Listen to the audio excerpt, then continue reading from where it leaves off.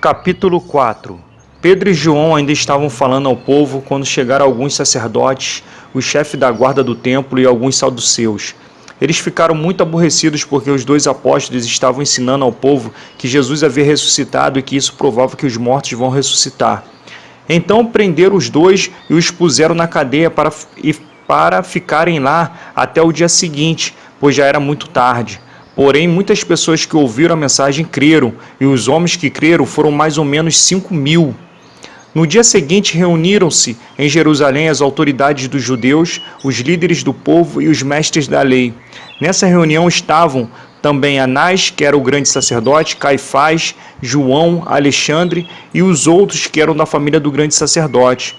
As autoridades puseram os apóstolos em frente deles e perguntaram: com que poder ou em nome de quem vocês fizeram isso?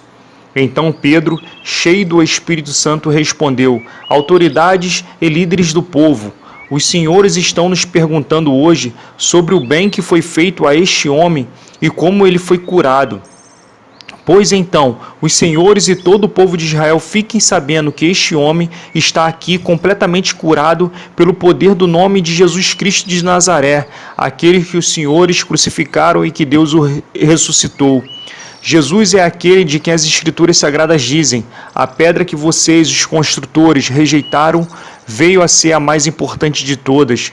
A salvação só pode ser conseguida por meio dele, pois não há no mundo inteiro nenhum outro que Deus tenha dado aos seres humanos por meio do qual possamos ser salvos. Os membros do Conselho Superior ficaram admirados com a coragem de Pedro e de João, pois sabiam que eram homens simples e sem instrução e reconheceram que eles tinham sido companheiros de Jesus. Mas não podiam dizer nada contra os dois, pois o homem que havia sido curado estava ali de pé, junto com eles. Em seguida, mandaram que Pedro e João saíssem da sala do conselho e começaram a discutir o assunto. Eles diziam: o que vamos fazer com esses homens? Pois todos os moradores de Jerusalém sabem que eles fizeram um grande milagre e nós não podemos negar isso.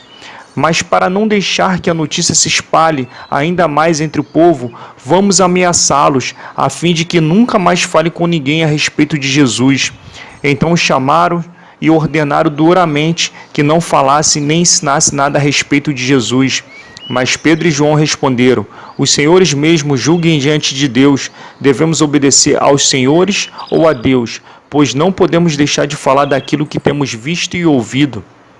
Aí o Conselho Superior os ameaçou com mais dureza ainda depois os mandou embora. O Conselho não pôde castigá-los, porque todo o povo louvava a Deus por causa do que havia acontecido. O homem que foi curado por esse milagre tinha mais de 40 anos. Quando Pedro e João foram soltos, voltaram para o seu grupo e contaram tudo o que os chefes dos sacerdotes e os líderes do povo haviam dito. Assim que eles ouviram isso, adoraram todos juntos a Deus, dizendo: Senhor, Tu és o Criador do céu e da terra, do mar e de tudo que existe neles. Tu falaste por meio do Espírito Santo e do nosso antepassado Davi, teu servo, quando ele disse: por que as nações pagãs ficaram furiosas? Por que os povos fizeram planos tão tolos? Os seus reis se prepararam e os seus governantes se ajuntaram contra o Senhor Deus e contra o Messias que ele escolheu. De fato, Herodes e Pôncio Pilatos se juntaram aqui nesta cidade com os não-judeus e com o povo de Israel contra Jesus, o teu dedicado servo que escolheste para ser o Messias. Eles se reuniram para fazer tudo o que, pelo teu poder e pela tua vontade, já havias resolvido que ia acontecer. Agora, Senhor, olha para a ameaça deles, dá aos teus servos confiança para anunciarem corajosamente a tua palavra.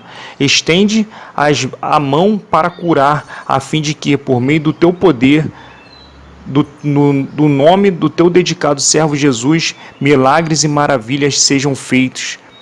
Quando terminaram de fazer essa oração, o lugar onde estavam reunidos tremeu. Então todos ficaram cheios do Espírito Santo e começaram a anunciar corajosamente a palavra de Deus. Todos os que creram pensavam e sentiam do mesmo modo. Ninguém dizia que as coisas que possuía eram somente suas, mas todos repartiam uns com os outros tudo o que tinham. Com grande poder, os apóstolos davam testemunhos da ressurreição do Senhor Jesus e Deus derramava muitas bênçãos sobre todos. Não havia entre eles nenhum necessitado, pois todos os que tinham terras ou casa as vendiam, traziam dinheiro e o entregavam aos apóstolos.